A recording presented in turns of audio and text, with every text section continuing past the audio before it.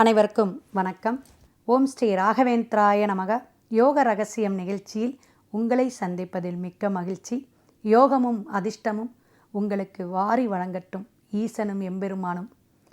மிக சிறப்பாக ஆடி அமாவாசை நேற்று நம்ம விளக்கமாக பார்த்தோம்.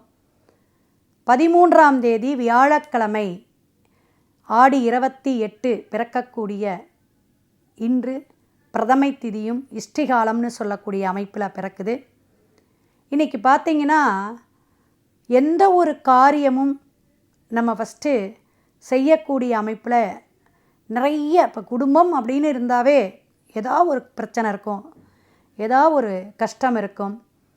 அப்போ இந்த வியாழக்கிழமை அப்படிங்கிறது நமக்கு இந்த திருஷ்டி தோஷம் பிரதம திதியில் நம்ம பரிகாரம் இதெல்லாம் செஞ்சோம்னா சரியாகுங்க.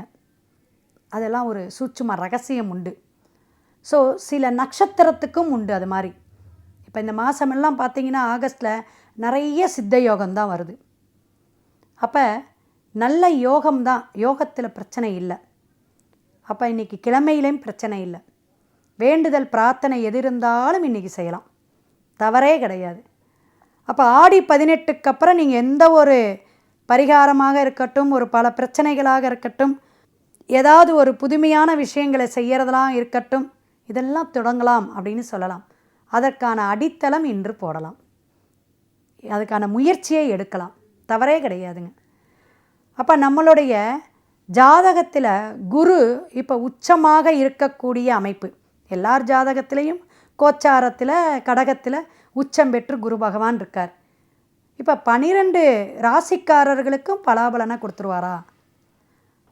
குருவாரம் அதை விட வியாழன் நோக்கு நமக்கு குரு அந்தணன் தனித்து இருந்தால் அவதிகள் மெத்த உண்டு.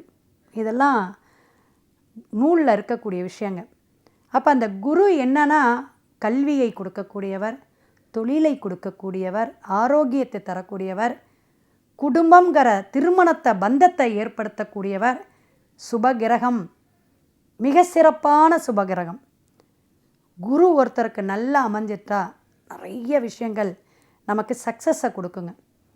குரு சந்திரனோடு இருந்தால் அது ஒரு விசேஷமான யோகம், குரு சந்திர யோகம். குரு செவ்வாயோடு இருந்தால் குரு மாங்கல்ய மங்கள யோகம். அதே போல் குரு சனி பகவானோட இருந்தால், ராகு கேதுவோட பாவகிரக தொடர்போடு இருந்தால் ஒரு தோஷத்தை கொடுத்து ஒரு குரு சண்டால யோகத்தை கொடுக்கும். இதெல்லாம் தெரிஞ்சுக்கணும். அப்போ ஒவ்வொரு கிரக இணைவுக்கு உண்டு, தனியாக இருந்தாலும் அவருக்கு சில பிரச்சனைகள். அதனால தான் வியாழன் நோக்கு அப்படின்னா குரு அவர் பார்க்கக்கூடிய பார்வை 5, 7, 9 சிறப்பாக இருக்கும். 11ஆம் பாவகமும் நல்லா செயல்படும். குருவுக்கு 11ஆம் இடம். ஸோ இதெல்லாம் நம்ம சந்திரன் நிற்கக்கூடிய அமைப்பிலும் லக்னத்தை கொண்டும் குரு இருக்கக்கூடிய பாவகத்தை கொண்டும் எல்லா பலாபலனையும் குருவை கொண்டே நம்ம சொல்லலாம். குரு தான் ஒரு இயக்கம், ஒரு ஜாதகத்தில் ஒரு கட்டத்தை இயக்கக்கூடியவர், வருடமாக பெயரக்கூடியவர். அவருடைய சிறப்பு அவருக்கு மட்டுமே உரித்தானது. குரு வாழ்க, குருவே துணை. சிவாய நம. நாளை சந்திப்போம்.